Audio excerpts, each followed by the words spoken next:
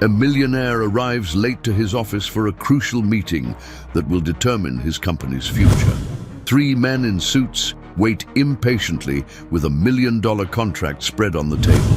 Anxious to finalize the deal he believes will save his company from crisis, he sits down and picks up the pen to sign. It's at this critical moment that a 7-year-old girl bursts through the door carrying a coffee tray and whispers, "Dad, I brought the coffee you asked for." The shock in his eyes is evident. He has no children when she deliberately spills the coffee over the contract and whispers in his ear, "Don't sign, sir. It's a trap." His life changes forever. Sweat trickled down Edward "Ed" Miller's forehead as he took the office tower stairs 3 steps at a time. The broken elevator, just another hurdle in a day that had already started wrong. His Italian leather shoes echoed against the cold marble, each step a rapid beat mirroring his pounding heart. 45 minutes late, 45 minutes that could cost him everything. Miller and Associates, his firm, had been on the brink of financial ruin for months. And this meeting represented his last hope for salvation. 3 investors willing to inject enough capital, not only to pull him back from bankruptcy, but also to expand his business into other states. It was the kind of once-in-a-lifetime opportunity, and he was late. When he finally reached the 12th floor, Ed paused for a moment to catch his breath and adjust his tie. At 52, he kept himself in good shape, but the anxiety of the past few months had taken its toll. His graying hair, always impeccably combed, showed signs that he had nervously run his hands through it the entire way up. The receptionist, Marina, a middle-aged woman with thick-rimmed glasses, looked at him with an expression that mixed relief and concern as he rushed past her. "Mr. Miller, they've been waiting in the conference room since 2 o'clock, she murmured. But Ed had already swept past her like a whirlwind. The hallway leading to the conference room had never seemed so long. The noble wood-paneled walls and the classic American landscape paintings, which normally conveyed confidence and pride in his achievements, today seemed to mock his desperate situation. Each step brought him not just closer to the meeting, but perhaps to the final act of his business career. Ed had always been known for his obsessive punctuality and perfectionism in business. He was the kind of man who arrived 15 minutes before any appointment, who reviewed contracts 3 times before signing them, who had built his empire based on mutual trust and handshake deals. Ironically, it was precisely this excessive trust in partners that had led him to his desperate situation. In the last 6 months, a series of unsuccessful investments and partnerships that turned out to be fraudulent had consumed almost all the company's reserves. Ed refused to lay off employees, many of whom had worked with him for over a decade, and this loyalty only accelerated the financial bleeding. His personal bank account was already being used to pay salaries, and even that wouldn't be enough for much longer. Loneliness also weighed heavily on his shoulders. Divorced 5 years ago, with no children, Ed had dedicated himself entirely to business, believing that professional success would compensate for the absence of a family. Now, facing potential ruin, he realized how empty his personal life was. There was no one to comfort him, no one to share his fears with, just employees worried about their own jobs and lawyers billing him. When he finally reached the conference room door, Ed took a deep breath and adjusted his shirt cuffs. Through the frosted glass, he could see the silhouettes of 3 men sitting around the mahogany table, the familiar scent of leather armchairs and the muffled hum of the air conditioning created an atmosphere that, in other circumstances, would be comforting. Today, it felt oppressive. He turned the golden doorknob, forced a confident smile, and entered the room. "Gentlemen, I apologize profusely for the delay. The traffic was impossible," and his words died when he saw the impatient expressions of the 3 men in dark suits who awaited him. On the table, spread out almost theatrically, were the pages of the contract that would change his life forever. Robert Sterling, the tallest of the three men, rose from his armchair with an abrupt movement that made the table tremble slightly, his small, piercing eyes fixed on Ed with an uncomfortable intensity. 45 minutes. Miller. Anywhere else, that would be considered disrespectful. Ed felt his face flush, but he maintained his composure. I understand your irritation perfectly, Robert. I can assure you this does not reflect my seriousness regarding this partnership. He pulled out the chair at the head of the table, the one he always occupied in his meetings, trying to regain some control over the situation. Charles Dixon, a portly man with a graying moustache, remained seated but drummed his fingers nervously on the leather of the briefcase next to him. Time is money, Ed, and all three of us cancelled important commitments to be here today. I hope you came prepared to finalize this once and for all. The third man, Marcus Thorne, younger than the other two, but equally well-dressed, flipped through the contract pages with mechanical movements. There was something in his gestures that Ed couldn't quite decipher, an anxiety that seemed to go beyond mere impatience. The conditions remain the same as we discussed over the phone, Marcus said without looking up from the document. 15 million injected immediately, plus 5 million in 6 months, in exchange for 40% of the company. Ed nodded, though a part of him still hesitated. It was a high percentage, but his options were limited. I'll need to review a few clauses before signing. You understand that? Review, Robert interrupted, his voice laden with disbelief. Ed, we sent a complete draft 2 weeks ago. You've had plenty of time to analyze every comma with your lawyers. The pressure in the room noticeably increased. Ed could feel the weight of the three men's gazes on him, as if they were studying every micro-expression on his face. There was something almost predatory in the way they observed him, an intensity that went beyond what would be normal in a business negotiation. Charles leaned forward, resting his elbows on the table. Listen, Ed, we're not the only ones interested in investing in companies in your sector. If you're not prepared to close this deal today, perhaps it's better we look for other opportunities. The veiled threat hit Ed like a punch to the gut. He knew that other opportunities like this wouldn't appear. In recent months, he had knocked on the doors of dozens of investors, and most hadn't even agreed to a meeting. His market reputation was shaken, and rumors circulated about his financial difficulties. It's not a matter of being prepared, Ed replied, trying to keep his voice steady. It's a matter of responsibility. This company represents 20 years of work, and I must ensure I'm making the right decision. Marcus finally looked up from the contract, and Ed noticed a strange glint in his eyes. 20 years of work that could disappear in the next 2 months if you don't act quickly. Your creditors won't wait forever, Ed. The mention of creditors was like salt in an open wound. Ed knew the three men had done their homework, thoroughly investigated his financial situation before making the offer. But there was something in the way Marcus had said it, as if he knew details that shouldn't be public knowledge. Robert resumed his seat at the table, but remained on the edge of the chair, ready to spring up at any moment. Look, Ed, we came here with a fair proposal and real money.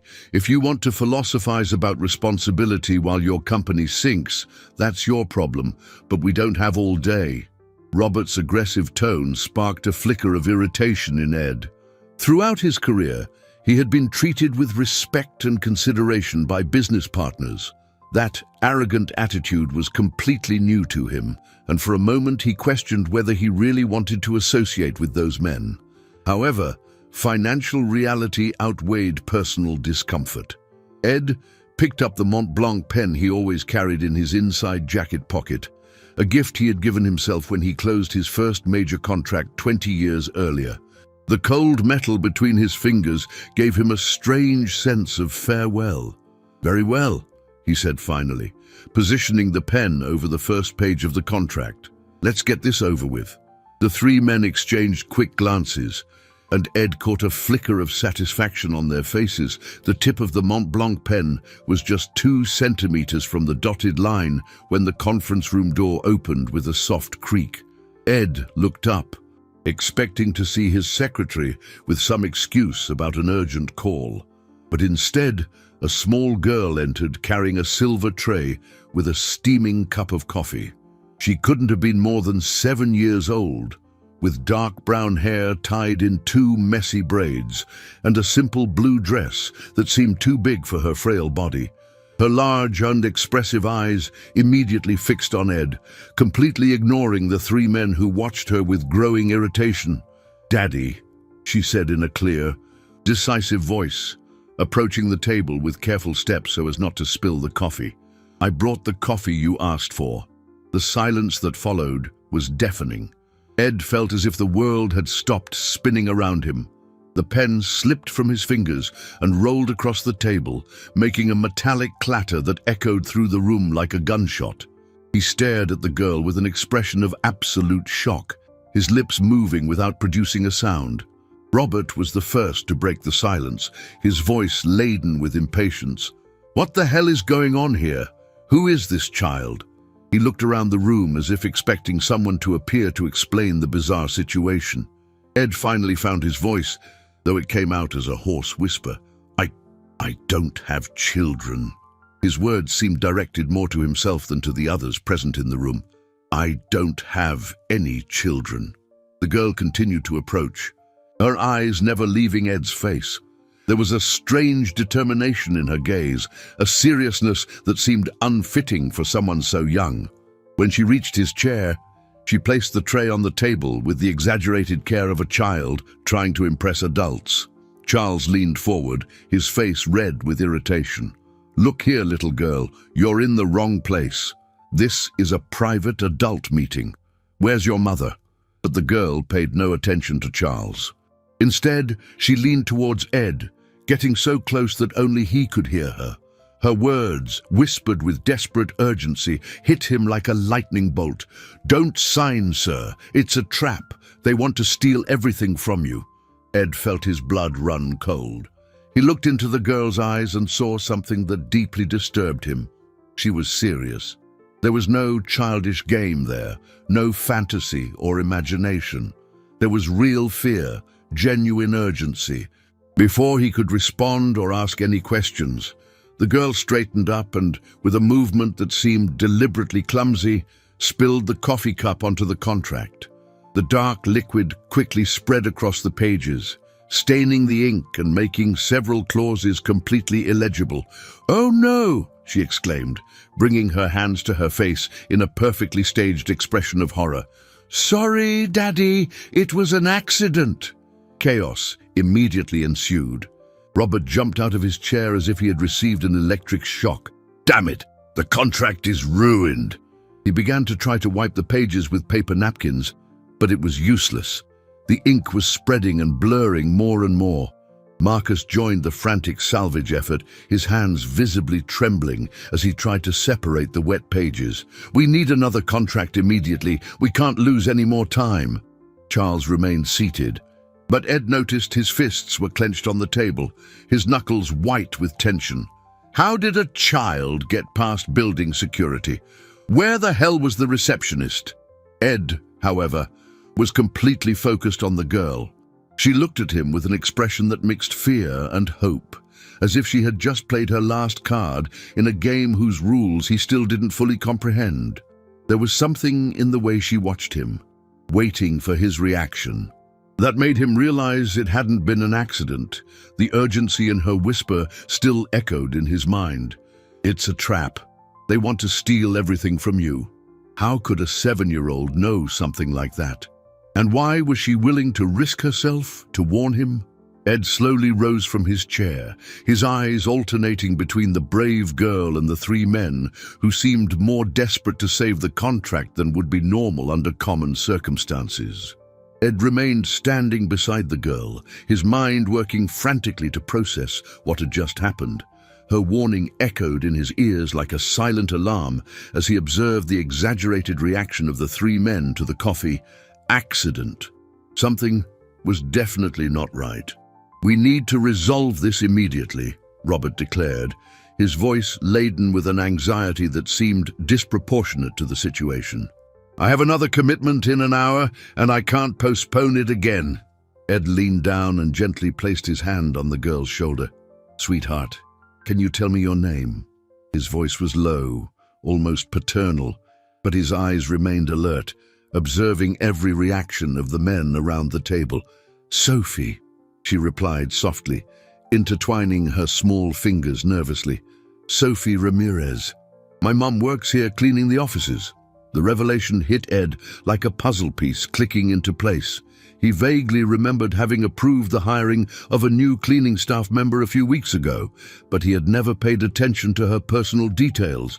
The company outsourced these services, and he rarely interacted with support staff. Charles slammed his fist on the table, making the broken cup remnants jump. This is inadmissible. A child shouldn't be freely roaming executive floors during important meetings.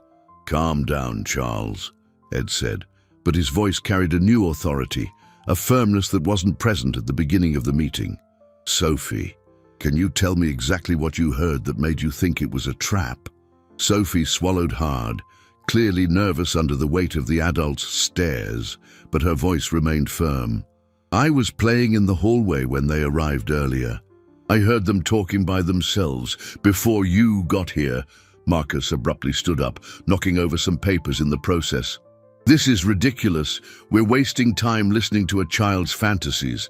Ed, be reasonable. But Ed was no longer feeling reasonable. For the first time in months, his business instincts, the ones that had guided him through 2 decades of successful ventures, were screaming alarms in his mind. He knelt down to Sophie's eye level. Sophie, can you repeat exactly what you heard? Every word you can remember. The girl took a deep breath, clearly nervous under the weight of the adult's gone stares, but her voice remained firm. They said you were going to sign your own ruin, and that after today you would never be in charge of your company again. The tall man said you were an idiot for trusting them. The silence that followed was charged with electric tension. Ed could hear his own heart beating as he processed the girl's words. Slowly, he straightened up and looked at Robert, whose face had lost all color.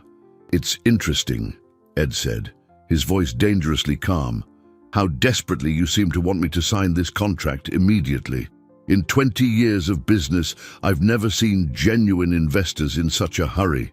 Robert tried to regain his composure, but his voice came out a tone higher than normal. Eddie.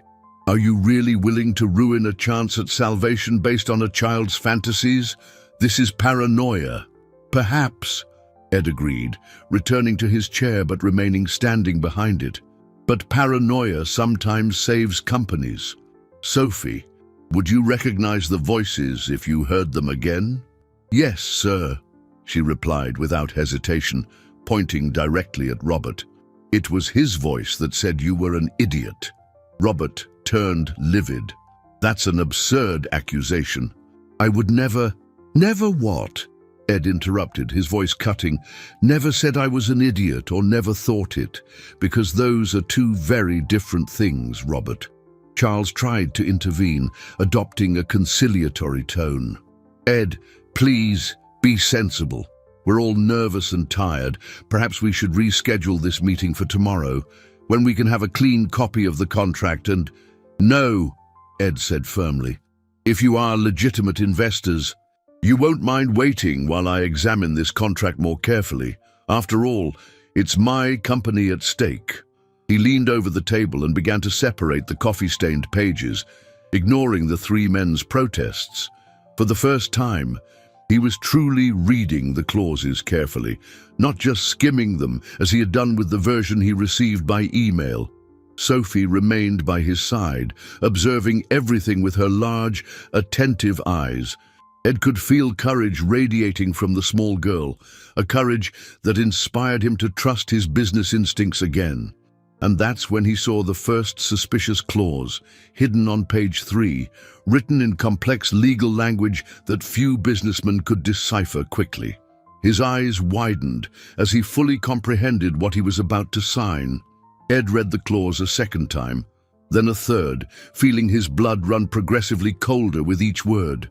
Hidden in the convoluted legal language of page 3, there was a provision that would automatically transfer majority control of the company to the investors if there was any delay in dividend payments for more than 30 days.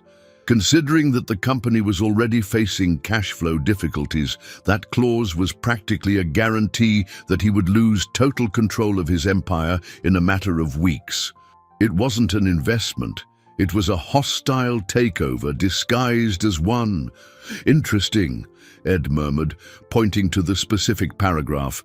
This clause here, about transfer of majority control. I don't recall us discussing this in the preliminary negotiations. Marcus leaned over the table, trying to see what Ed was pointing at, but his expression betrayed growing nervousness. Those are just standard legal formalities, Ed.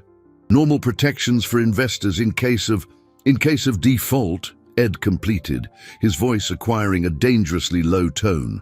Default that, considering the company's current state, would be practically inevitable within 2 months. Sophie remained by his side, observing everything with an impressive attention for a child her age. Ed noticed that she was following the conversation with a comprehension that went beyond what was expected. As if she had heard similar discussions before, Robert tried to regain control of the situation, but his voice carried a poorly disguised note of desperation. Ed, you're unnecessarily complicating something that should be simple. If you don't trust us, perhaps it's better we cancel the entire negotiation. Perhaps it is, Ed replied, continuing to examine the document. But before that, I'm curious about something else. How did you know exactly what my financial situation was? Some details you mentioned are information I haven't publicly shared. The silence that followed was charged with tension. The 3 men exchanged quick glances, and Ed caught a silent communication between them that confirmed his growing suspicions.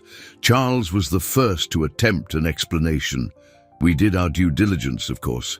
Any serious investor researches a company's financial situation before due diligence, Ed repeated, turning to the next page of the contract. That included talking to my employees, accessing internal documents. Because you mentioned specific details about my creditors that even my accountant doesn't fully know. Sophie gently touched Ed's arm, getting his attention.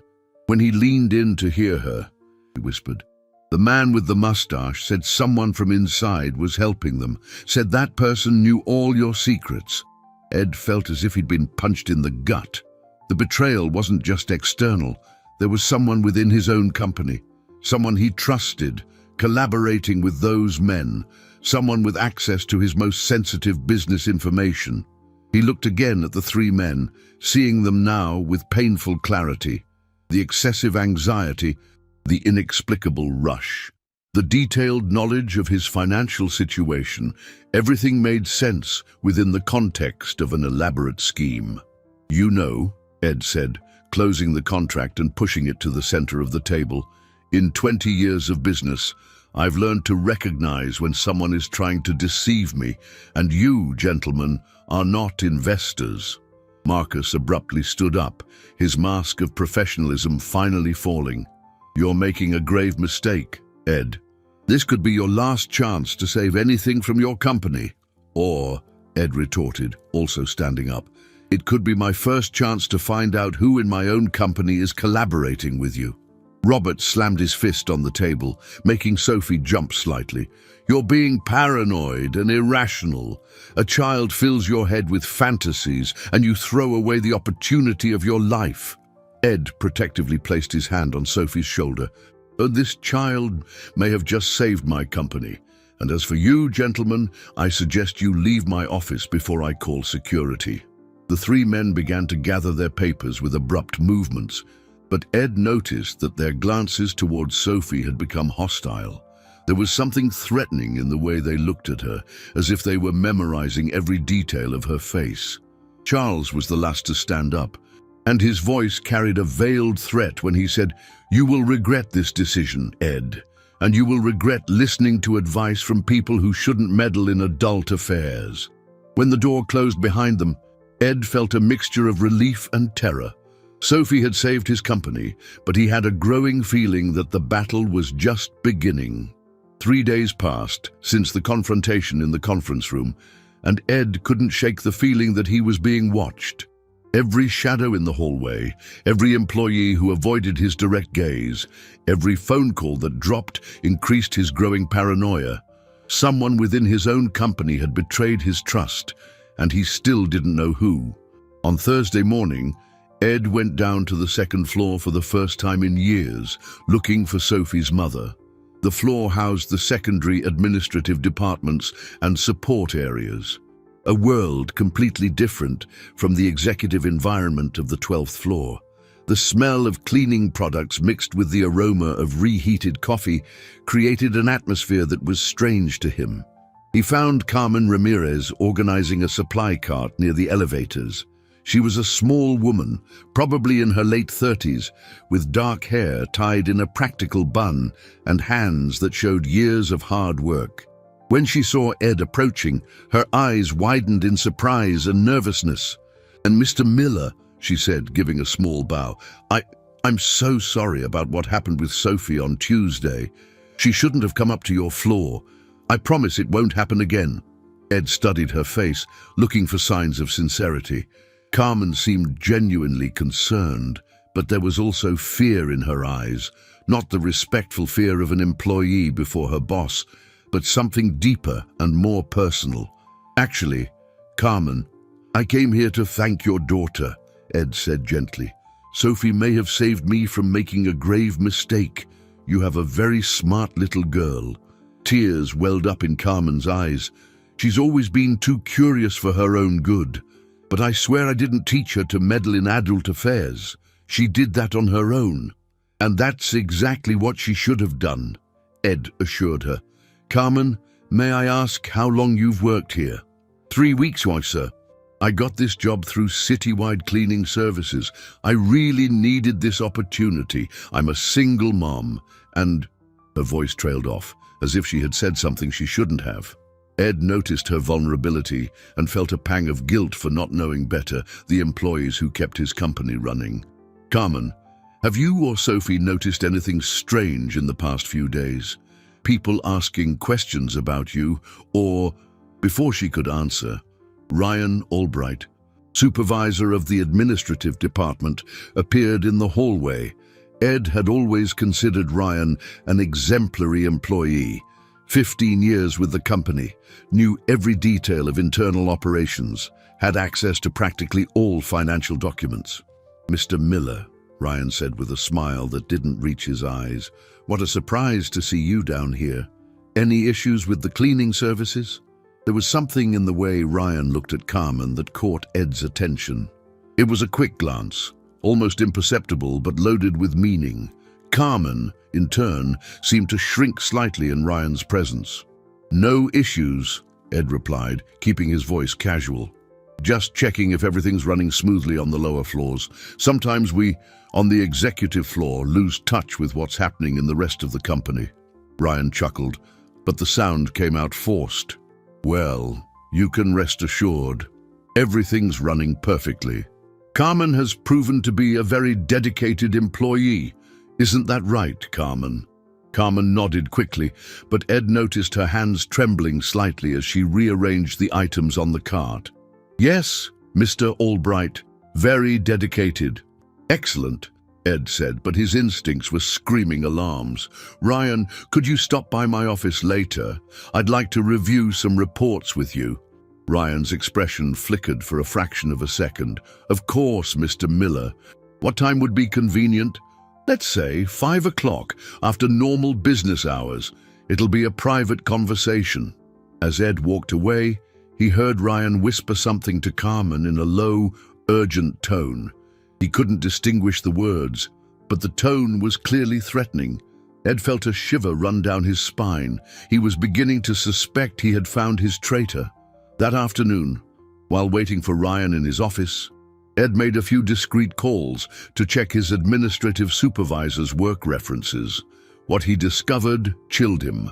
Ryan had lied about his previous experience, and one of his former references was linked to a consulting firm that had been investigated for corporate fraud.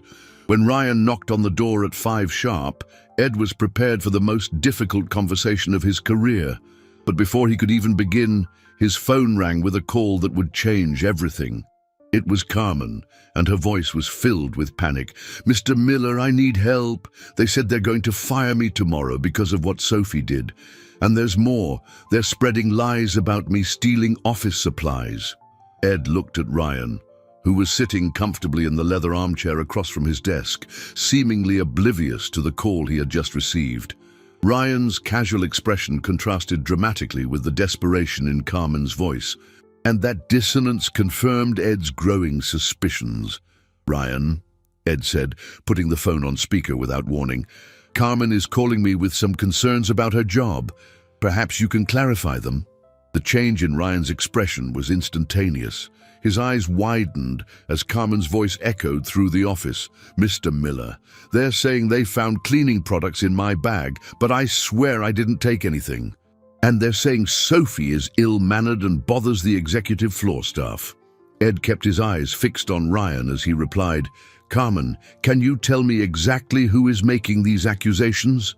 "It was Mr. Albright." Her voice trembled through the speaker. "He said he has witnesses, but Mr. Miller, I've never stolen anything in my life. And Sophie just wanted to help when she came up to bring the coffee." Ryan jumped out of his chair, his face turning an intense red. "Ed, this is a misunderstanding. The woman is clearly trying to cause trouble because she knows she'll be fired for misconduct." "Sit down, Ryan," Ed ordered in a voice that cut through the air like a knife. For the first time in 15 years, he saw real fear in his administrative supervisor's eyes. "Carmen, where are you now?" "In the parking lot, sir. I didn't want to come inside the building because Mr. Albright said he'd call security if he saw me." Ed stood up, his decision made. "Come up to my office immediately. Security won't bother you. I have some questions to ask." While they waited for Carmen to arrive, the silence in the office was deafening. Ryan nervously fidgeted with his fingers, his eyes avoiding Ed's penetrating gaze. 15 years of mutual trust were unraveling in a matter of minutes. "Ryan," Ed said finally, "I'm going to ask a simple question, and I suggest you think very carefully before answering. Did you have any contact with Robert Sterling, Charles Dixon, or Marcus Thorne before Tuesday's meeting?" Ryan's hesitation was answer enough, but when he finally spoke, his voice was filled with desperation. "Ed, you don't understand the situation. Your company has been sinking for months. They offered me an opportunity to betray me," Ed completed, feeling a deep pain in his chest. 15 years, Ryan, 15 years working side by side, and you sold me out for money." "It wasn't for money," Ryan exploded, finally showing his true colors. "It was for survival. You're living in a bubble, Ed. You don't see that this company is going bankrupt with or without you. At least this way, some of us could have kept our jobs."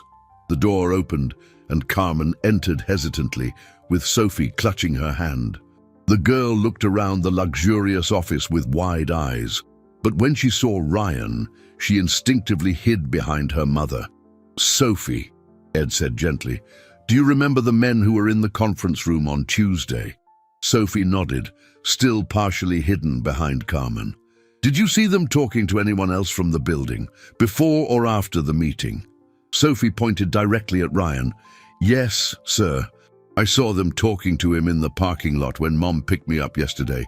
They were talking loudly and seemed angry." Ryan turned livid. "That proves nothing. A child could have imagined—" "Ryan," Ed interrupted, his voice cold as ice, "stop lying. Carmen, the accusations against you are completely false. In fact, I'd like to offer you a new position as my personal security assistant. Someone I can trust to keep Sophie safe while I fully investigate this conspiracy." Carmen looked at him with surprise and gratitude, but Ryan exploded. "You can't do that. I have rights. 15 years with the company." 15 years you just threw away, Ed replied. Security. As the guards entered, Ed felt a mixture of relief and sadness. He had discovered his traitor, but Ryan's betrayal left a deep wound. More importantly, he realized that Carmen and Sophie were in real danger. The conspirators wouldn't give up easily. As Ryan was escorted out, he shouted over his shoulder, "You think it's over, Ed? They know where she lives. They know everything about you." The words chilled Ed's blood. Looking at Sophie, who now clung to both her mother and him, he understood that the battle was just beginning. And this time, it wasn't just about saving his company. It was about protecting the family he didn't know he had always wanted. The next morning, Ed arrived at the office with a determination he hadn't felt in months. Ryan's betrayal, though painful, had clarified his priorities in a way he never expected. It was no longer just about saving his company. Now he had real people depending on his protection.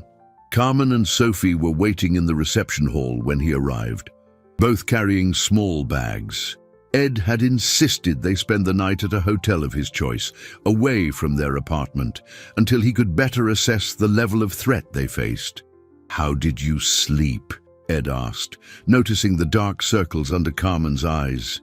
"Sophie slept well," Carmen replied, avoiding mentioning that she herself had spent the night awake, looking out the window at every sound. "Mr. Miller, I still can't believe you're doing all this for us. We're practically strangers." Ed knelt in front of Sophie, who held her mother's hand tightly.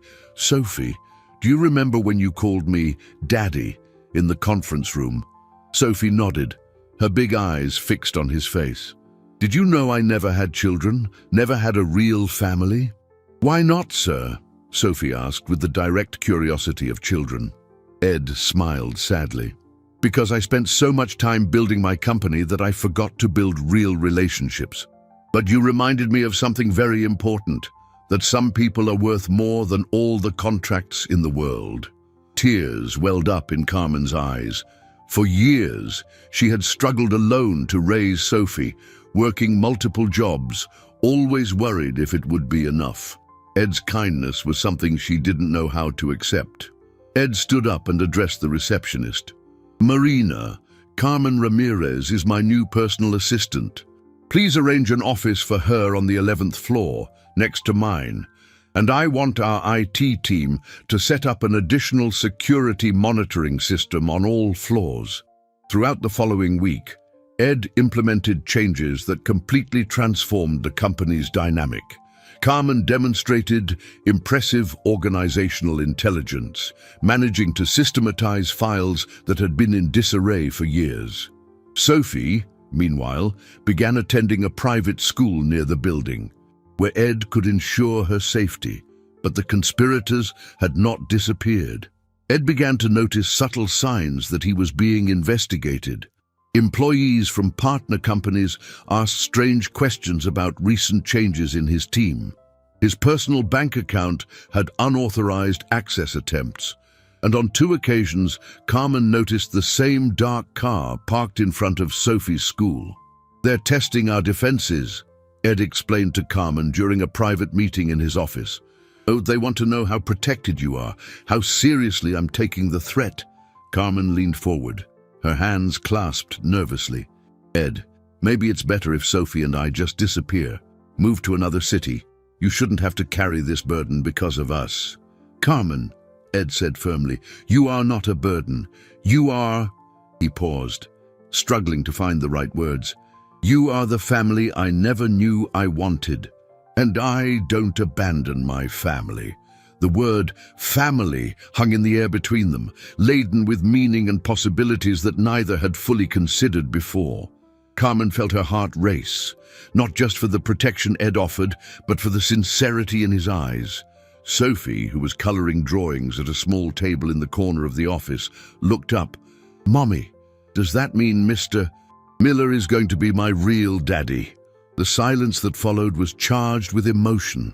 Ed looked at Carmen, seeing not just gratitude in her eyes, but something deeper, a connection that had grown gradually between them during those intense days. "Sophie," Ed said carefully, Would that mean you would like me to be? Yes, Sophie exclaimed, jumping out of her chair and running to hug him. You're the first grown-up who listened when I said something was wrong, and you protect Mom. Ed hugged the girl, feeling an emotion he had never experienced before. When he looked at Carmen over Sophie's head, he saw tears of happiness in her eyes. But their happiness was interrupted when Marina urgently knocked on the door. Mr. Miller, there are IRS agents down here. They say they have a warrant to investigate tax irregularities in the company. Ed descended to the ground floor with his heart pounding, Carmen and Sophie remaining safely in the office. In the lobby, 3 men in grey suits awaited with leather briefcases and solemn expressions. The leader, a thin man with glasses, presented his identification with bureaucratic efficiency. Mr. Edward Miller, I'm Agent Arthur Ripley from the IRS. We received an anonymous tip about possible irregularities in your tax filings for the last 2 years. We have a court order to examine your accounting books. Ed examined the presented documents, his business brain quickly processing the implications. The timing of the investigation was no coincidence. It was clearly the conspirators' next move, using official channels to legally destroy him. Naturally, I will cooperate completely, Ed replied, keeping his voice calm. May I ask the specific nature of the complaint? The auditor consulted his papers. Allegations of underreported income, improper deductions for operating expenses, and possible evasion through shell companies. These are serious accusations, Mr. Miller. Ed felt his blood run cold. Each of these accusations was exactly the kind of fiscal crime that could destroy not only his company but also his personal freedom. And the most frightening thing was that they were too specific to be randomly invented. Someone had planted very convincing false evidence.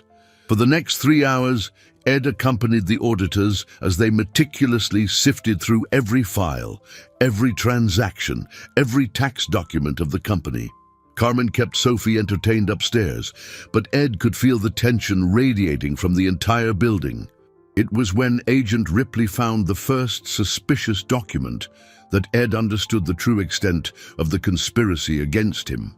It was an invoice from a company called Strategic Consulting LLC for services Ed was absolutely sure he had never contracted. Mr. Miller, the auditor said, holding the document, this invoice for $200,000 was deducted as an operating expense in your tax return last year. Can you explain what kind of consulting was provided? Ed examined the document, immediately recognizing his own signature, but being absolutely certain he had never signed that specific paper. I never hired this company, he said firmly. This signature may look like mine, but I've never seen this document before. The second auditor, a middle-aged woman, raised an eyebrow. Mr. Miller, this is your notarized signature on file. And we have 3 more similar invoices from other consulting firms. Ed's heart sank as he fully comprehended what was happening. Ryan had had access to documents with his signature for 15 years. It would be relatively simple for him or his accomplices to forge convincing invoices using samples of legitimate signatures as a basis. I'd like to examine those other invoices, Ed said, trying to remain calm. When he saw the additional documents, the extent of the trap became clear. They were all from companies he would later discover were linked to Robert, Charles, and Marcus. Together, the false deductions totaled over $1 million in apparent evasion. Ed rushed up to his office, where he found Carmen trying to distract Sophie with games on the computer. Carmen, I need you and Sophie to leave the building immediately. Go to yesterday's hotel and don't leave until I call. What's happening? Carmen asked, seeing the barely disguised panic in his eyes. They've planted false evidence. Documents that make it look like I committed serious tax crimes. If the IRS decides to detain me... Sophie got up from the chair and held Ed's hand. Are you going to be okay? They're not going to take you, are they? Ed knelt and looked into the girl's eyes. Sophie, do you remember when you saved me from those bad men? Sophie nodded.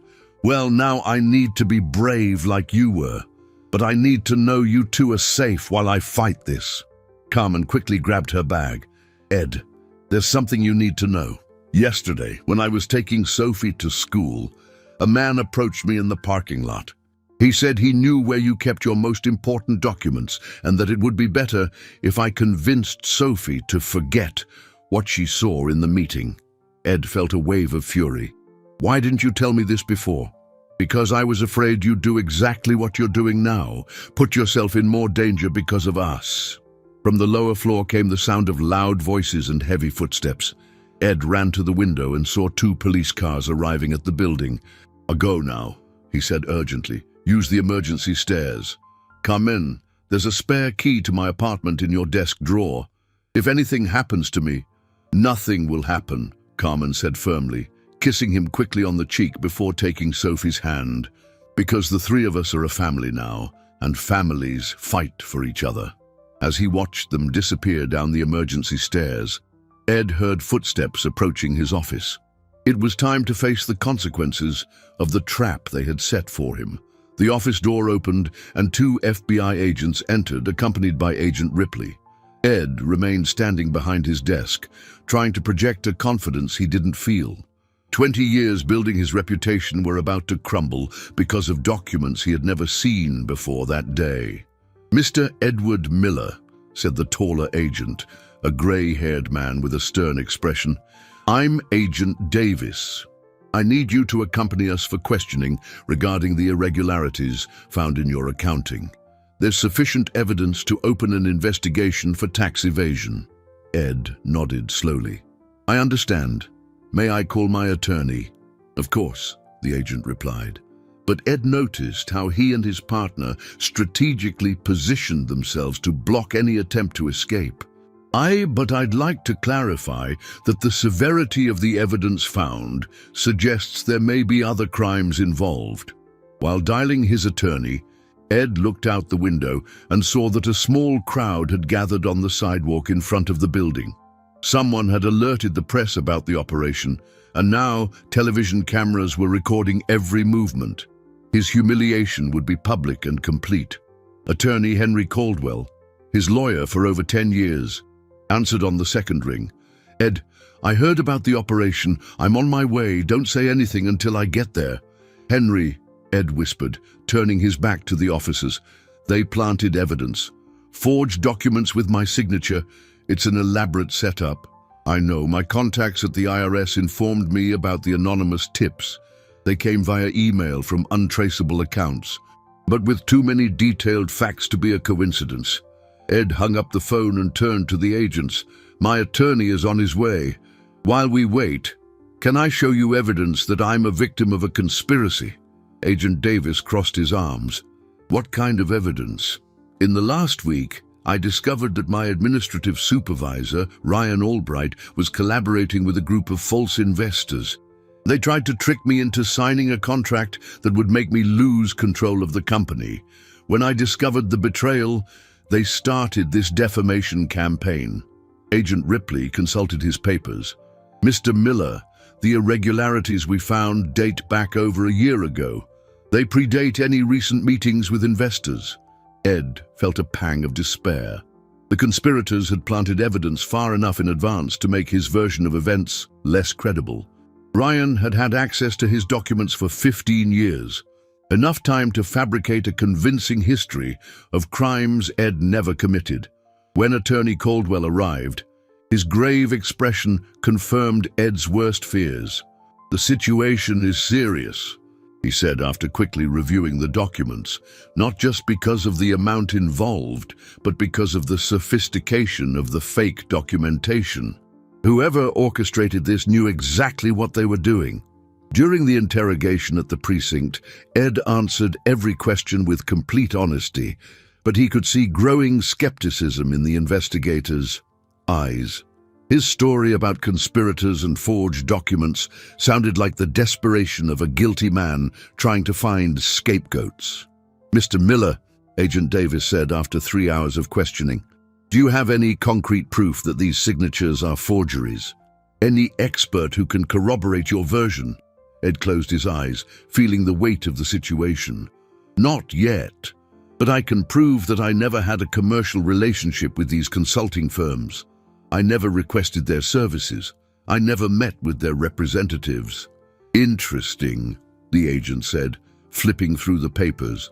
Because we have here a meeting schedule that was found on your former employee, Ryan Albright's computer.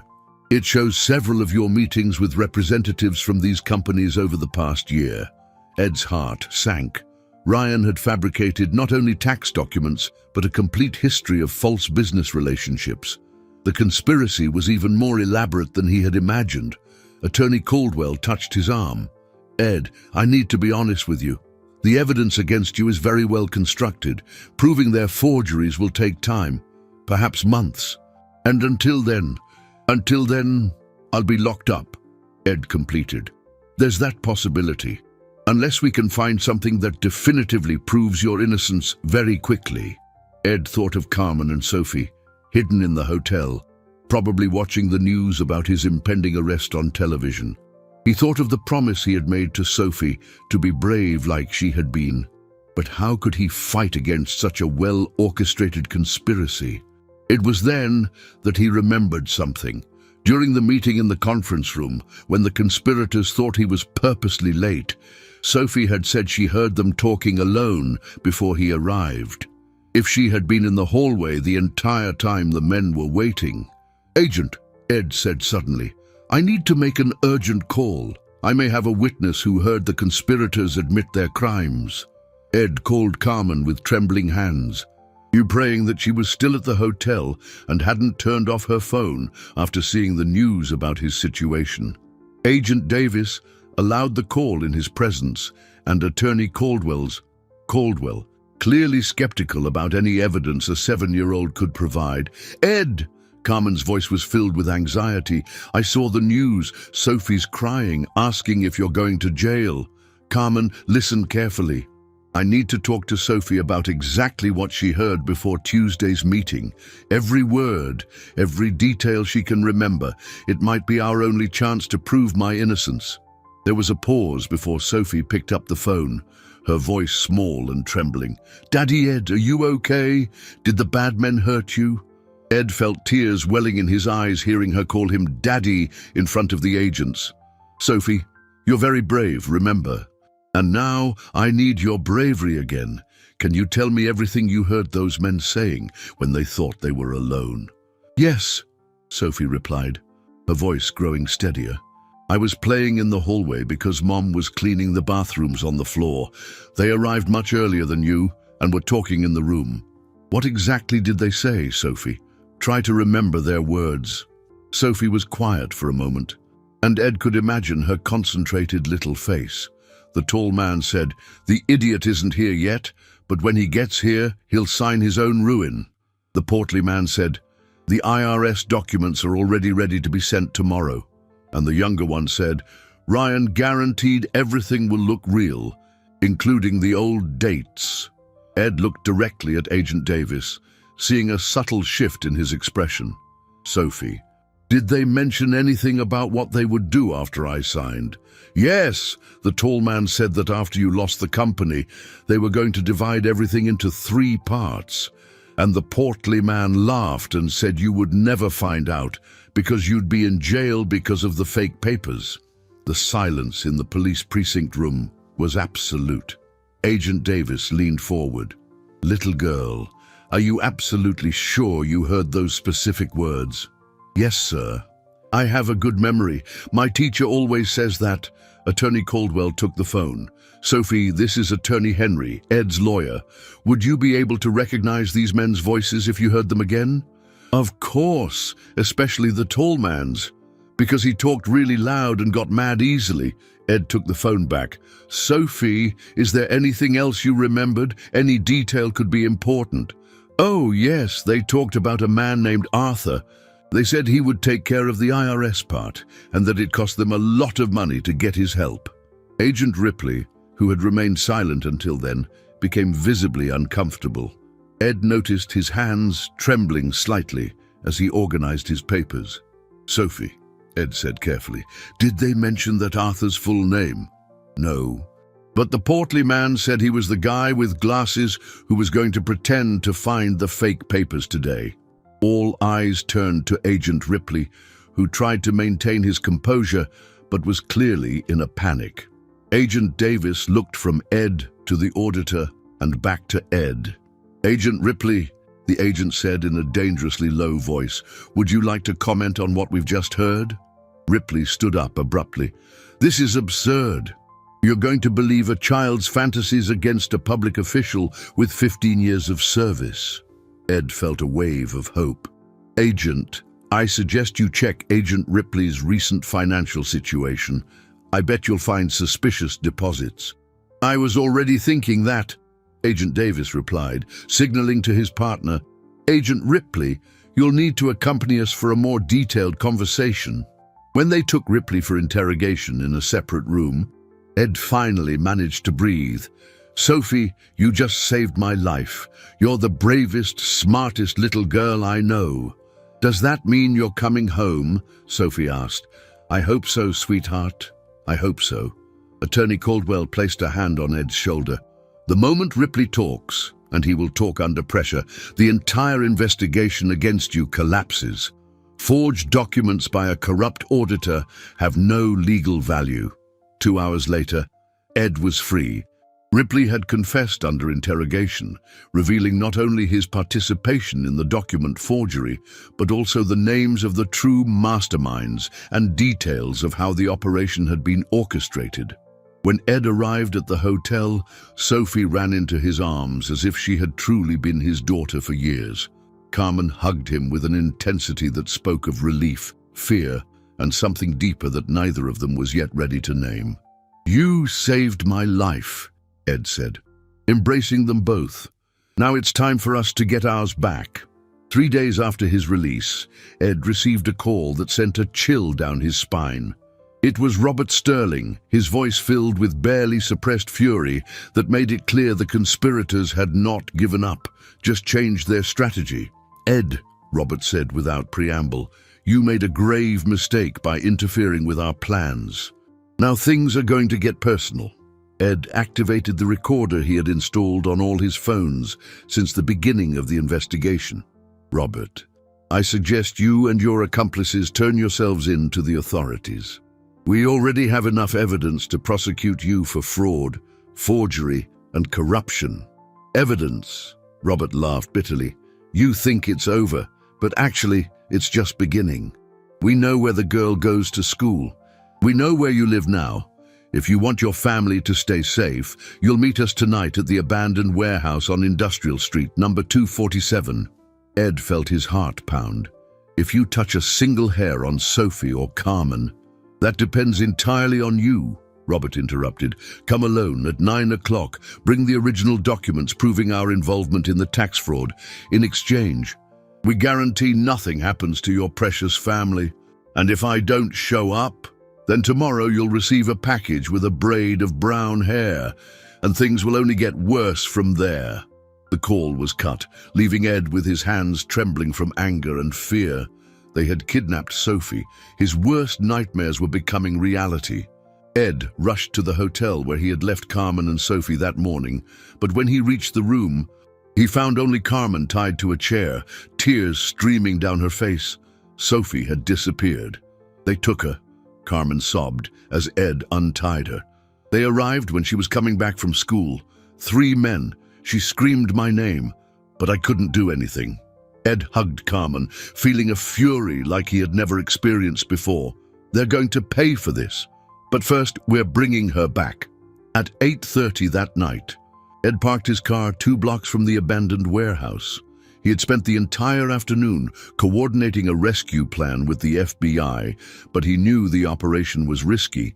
Sophie was in real danger, and any mistake could cost the girl her life. Agent Davis had positioned agents in strategic points around the warehouse, but Ed would enter alone, using a hidden microphone to transmit everything that happened. The goal was to make Robert confess to the kidnapping and other crimes while keeping Sophie safe. When Ed reached the warehouse door, his legs were trembling, but his determination was unshakable. He pushed the rusty door and entered the dark, dusty space. In the center of the warehouse, a single hanging lamp created a circle of dim light. Sophie was sitting on a chair in the center of the circle, her hands tied behind her back, but her eyes shone with courage.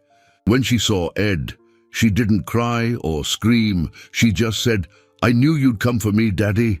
Robert, Charles, and Marcus emerged from the shadows, each strategically positioned to block possible escape routes. Robert held a brown envelope. "Very well, Ed," Robert said. "Did you bring the documents?" Ed held up a leather briefcase. "They're here. Now release Sophie." "Documents first," Charles said, approaching with a gun in his hand. "And then you'll sign a confession admitting you invented the whole fraud story to damage our reputation." Ed looked at Sophie, who gave an almost imperceptible nod. It was a signal they had agreed upon. If she nodded, it meant she was ready for what was to come. "You really think I'm going to sign anything while you're threatening a child?" Ed asked, buying time. Marcus laughed. "You have no choice. Sign or the girl will suffer the consequences." It was at that moment that Sophie demonstrated the intelligence and courage that had saved Ed the first time. With a quick movement that no one expected, she kicked the lamp hard, plunging the warehouse into total darkness. In the chaos that followed, Ed yelled, "Now!" into the microphone, and the warehouse doors burst open as federal agents stormed the place with flashlights and weapons drawn. In less than 2 minutes, Robert, Charles, and Marcus were handcuffed on the ground, while Ed rushed to free Sophie from her restraints. When he hugged her, she whispered, "I told you we were family, and families protect each other." 2 weeks after the rescue at the warehouse, Ed was sitting on a park bench near Sophie's new school, watching her play with other children on the playground.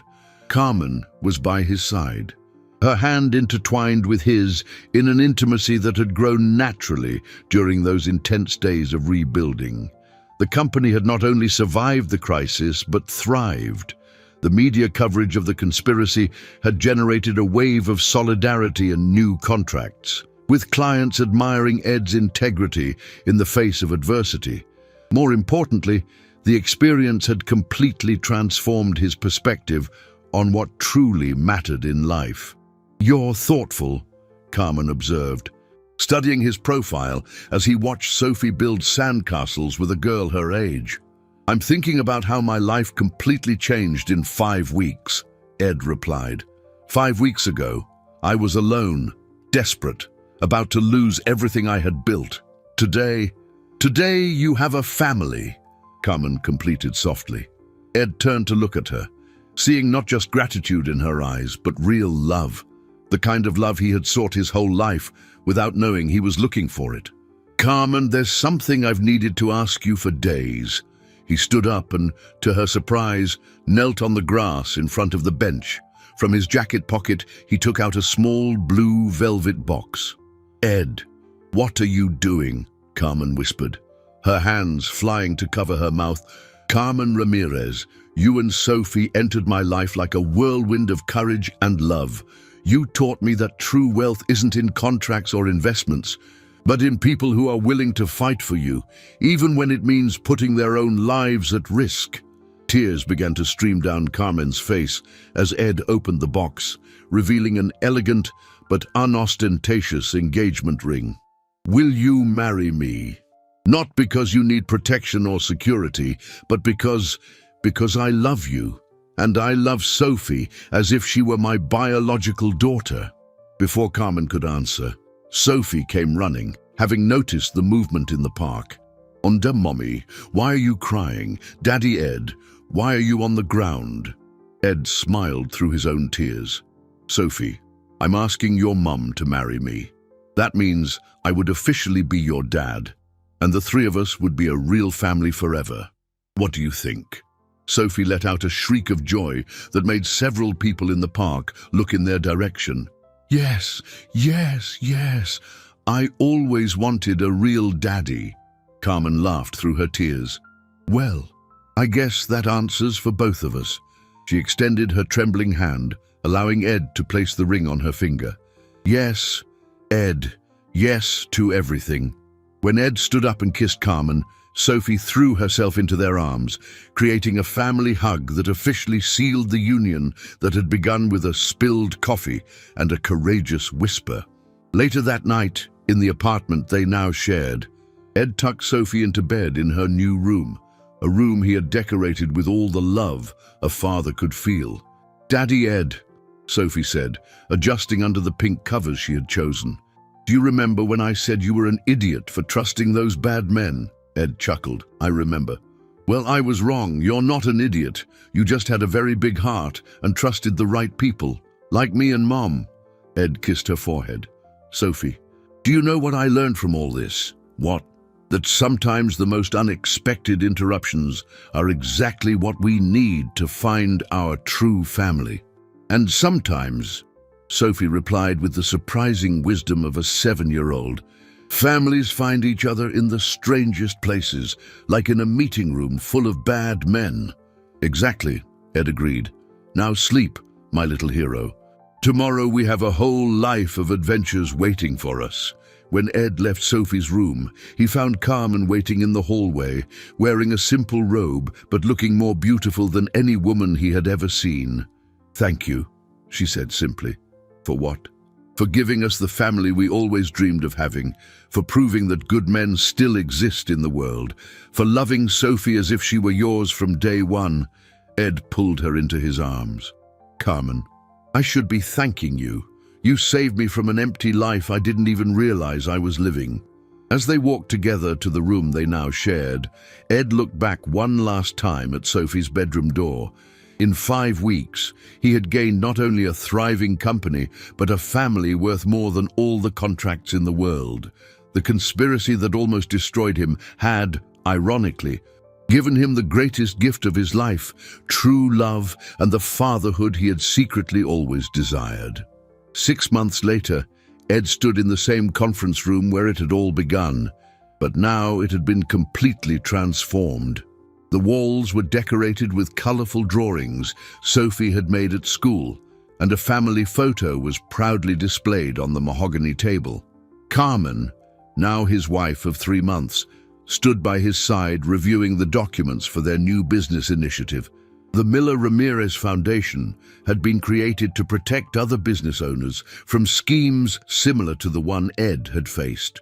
Using their painful experience, they developed a system of free consultation that helped small and medium-sized business owners identify potential fraud before it was too late. "Mr. Peterson will be here in 15 minutes, Carmen said, checking the agenda. As executive director of the foundation, she had demonstrated a natural talent for administration that had surprised even Ed. "He suspects his partners are trying to force him out of his own company." Ed nodded, organizing the papers on the table. Every case they handled brought him a satisfaction he had never felt in his previous business ventures. It was no longer just about profit, but about protecting families and dreams from being destroyed by unscrupulous individuals. Sophie rushed into the room, wearing her school uniform and carrying a pink backpack Ed had bought to celebrate her excellent grades that semester. At 8 years old, she had become a brilliant student, but she maintained the same courage and sharp intuition that had saved Ed on that fateful day. "Daddy, Mommy," she said excitedly, "today at school our teacher asked us to write about our heroes. I wrote about both of you." Ed knelt to her height. "About us? Why?" "Because you taught me that being brave doesn't mean not being scared. It means doing the right thing even when you are scared. And you also showed me that real families choose each other with their hearts." Carmen knelt beside Ed, hugging Sophie. "And you taught us that sometimes children can be wiser than adults." The intercom on the table softly chimed. "Mr. Miller," said the voice of the new receptionist, "Mr. Peterson has arrived." Ed stood up, but before calling the client in, he looked around the room that had witnessed so much drama and transformation. The contract that had almost destroyed his life was framed on the wall, not as a trophy, but as a reminder that not all deals that seem good truly are. "Sophie," he said, "do you want to stay and see how we help other people?" Her eyes sparkled. "Can I? I promise to be super quiet." "Of course. After all, you're our expert consultant for detecting bad people." When Mr. Peterson entered, a middle-aged man with a worried expression and crumpled papers in his hands, Ed greeted him with the kind of understanding that only someone who has gone through a similar experience can offer. "Mr. Peterson, welcome. This is my family, Carmen and Sophie. We understand exactly what you're going through." During the 2-hour consultation that followed, Ed and Carmen worked together as a perfect team, quickly identifying the signs that Mr. Peterson was a victim of an elaborate fraud similar to the one Ed had faced. Sophie, true to her promise, remained quiet, but her attentive eyes missed no detail. When they managed to devise a plan to protect Mr. Peterson's company, Ed felt the same deep satisfaction he had felt the day he exposed Robert and his accomplices. "I don't know how to thank you," Mr. Peterson said, shaking Ed's hand firmly.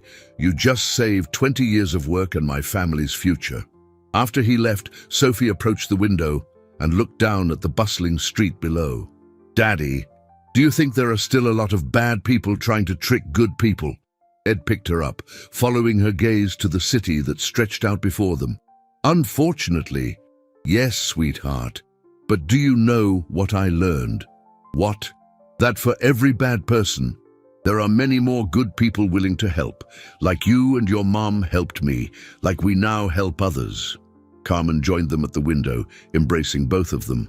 "And the most important thing is that when good people unite, they always win in the end." Sophie reflected for a moment, then smiled with the wisdom that had made her special from the beginning. "So that's why families are important, because alone we're just good people, but together we're heroes." Ed kissed the top of Sophie's head, looking through the window at the future they had built together. The company prospered, the foundation helped dozens of families each month, and he had discovered that true wealth wasn't in contracts or investments, but in the hugs he received every night when he came home. That tense Tuesday afternoon, when a brave little girl interrupted a meeting with a coffee tray, had marked not only the end of a conspiracy, but the beginning of the family Ed never knew he had always wanted. 5 weeks had been enough to change 3 lives forever, and now, looking to the future with his wife and daughter by his side, Ed knew that life's best adventures were still to come. Sometimes, the most unexpected interruptions are exactly what we need to discover who truly cares about us. And sometimes, a child's courage can save not only fortunes, but entire lives. The meeting room that almost cost Ed everything was now a symbol of how true love can triumph over any conspiracy. And on the wall, next to the framed contract, there was a photo of the family smiling, reminding everyone who visited that life's most important deals don't involve money, but hearts.